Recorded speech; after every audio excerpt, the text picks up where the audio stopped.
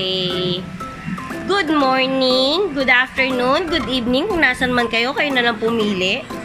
Bahala na kayo dun. So, dito po tayo ngayon sa bahay namin. Nakita nyo po, sinabugan po ito ng 3-4 na kulot. Ito po yung anak ko po, si Yana. Yana, say hi! Yana, hi! Hi! Hi! So, ayan po, nakikita nyo pong structure na to. Siya po ang may gawa niyan. Ayan po, ito po si Yana. Yana. Ay! So, ito po si Yana natin. Yung hawak po niyang bag na yan, baunan po niya yung pag nag-school na siya sa barangay. Ayan. As you know po, si Yana po natin ay diagnosed with autism, global learning delay, and speech delay. She cannot speak properly. But eventually, we'll get there. Tinitrain, meron na po siyang speech therapy, saka po OT therapy.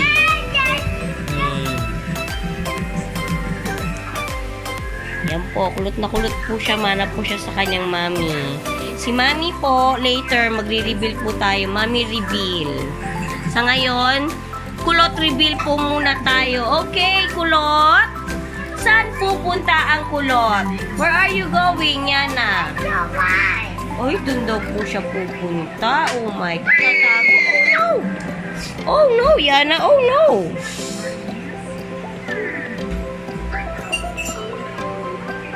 Okay, Yana. Oh. Oh. Ano ang gagawin ni Yana? Ah, wow! Okay. Oh. Yana. Tanong nila, Yana. Ano sabi ng dog? Wow! Wow! Di ba aw-aw? Aw-aw. Oh, ano sabi ng cat? Meow. Meow. Oh, ano sabi ng snake? Ba't ganon? Oh. Ah, paano fish? Yan na, paano fish? Oh, wala. Ay, di alam ni Yana fish. Nakalimutan na. O, yan po. Paikot-ikot siya. O. O, saan ang punta ng anak ko? O. Careful ka, ha? Dahan-dahan. Alam niyo po, kaya hindi na ako nag-aalala. Kasi, kabisado na niya po yan. Yung mga ganyan niya. Alam na niya yan. Kabisado na niya yan. Hindi ako nag-aalala. Po yung anak ko. Ganda-ganda niya, no? Yana, smile ka nga. Ay, tago. Hala. Oh, no. Oh, no, Yana. Oh. Ganito lang po kami sa maghapon. Paikot-ikot lang po. Habang si mami niya, ito po ang aking opisina. Ayan, yung maliit na spasyo na po yan. Yan po ako nag-work. May maliit akong basurahan doon. Diyan ko nilalagay mga basurahan ko. Para din ako tumatayo. So, ayan. Work from home po si mami. Bago pa po mag-pandemic, work from home na si mami. Para mabantayan po si Yana, baby natin. Actually, nabutis ako bago pa mag-pandemic eh. 2019. So, yung history po ni Yana, health history niya, pati kay mami, eventually, ano po, pag-uusapan po natin yan ng heart to heart sa mga susunod na videos po. So, for now, magsawa po kayong panoorin si Yana kung paano umikot-ikot siya sa sala namin. Ayan, ganyan kaliit lang po. Oh, Diyos ko, takbo dito. Oh, takbo dito. Oh, wiwiwi po siya. Oh, wait lang po. Wiwiwi po si Yana. Ayun nga po, katatapos na niya magwiwi. May sarili po siyang CR, ayan. O, binilang ko po siya ng ganyan. Para natitrain na po siya. Actually po, si Yana po natin, until now, naka-diaper pa po siya. Pero, we are in the process po na ititrain na siya, tinatanggal na po niya. Pero so, ngayon po nakapanty na po siya. tinatanggal na po namin yung diaper niya. Kaya, meron kaming isang ganyan dito. Meron din kaming isang ganyan sa taas, sa kwarto po namin sa taas. Makikita nyo rin po yung ano niya, yung kwarto po namin sa taas. Sa mga susunod po na video. So, kung gusto nyo po na makita yung iba pa pong mga kakulitan ni Yana, nako, hindi pa po makita kung paano sumayaw tong batang to. Napakagaling. Iba yung mga pitikan niya para sa mga ibang mga bata pag sumayaw. Gusto nyo makita, makimarites sa buhay po namin, huwag po kayong mag-hesitate na mag-click like, subscribe, and share. Oh, you say mommy. Ari ko. Nananakit po tong batang to eh. Na, ano lang po niya yun. Ay, gusto ko pong makilala nyo si Ate Day. Hi po! Oh, Ate Day. Ate Day, bati ka, Ate Day. Shout out sa mga kamag-anak mo. Shout out sa mga kamag-anak ko dyan sa Mindanao. Siya po ang yaya po ni Yana. Yaya po ni Yana. Sensya na kayo kung ganito ang bahay namin everyday. Kahit ano pong linis gawin namin.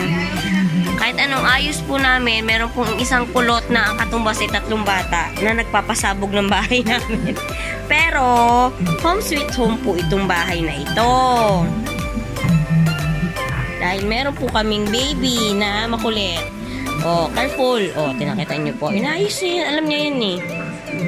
Oh, ayusin mo muna. Ayoko niya magulo. Ayusin mo. Mahuhulog ka. Ayusin mo, ayusin mo. Bilis, pakita mo sa kanila. Inaayos mo, anak. Oh, ayusin mo.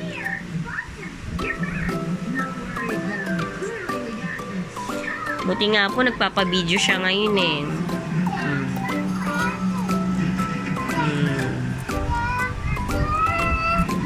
Ayan, kumakanta po siya.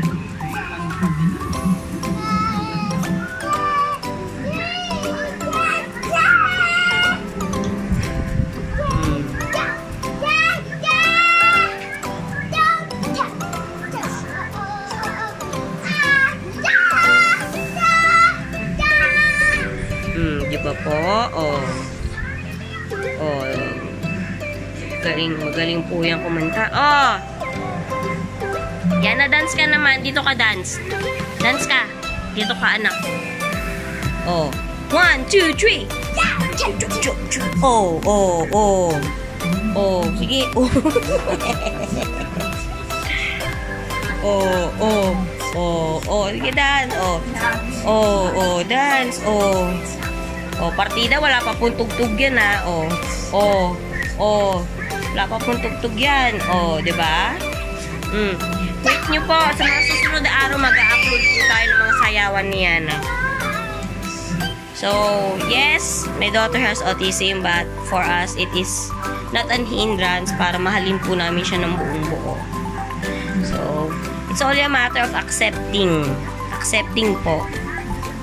Para po maibigay po natin kay Yana yung tulong na kailangan po niya para mag-improve po siya. Ma-outgrow niya kung ano man po yung kondisyon na meron siya. So, sa mga susunod na videos, papakilala din po namin sa inyo yung ano niya, yung speech therapist niya, saka OT. Ayan. So, Yana.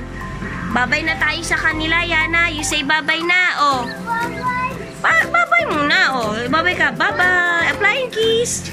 You say, I love you. Kiss mo na. Kiss mo sila.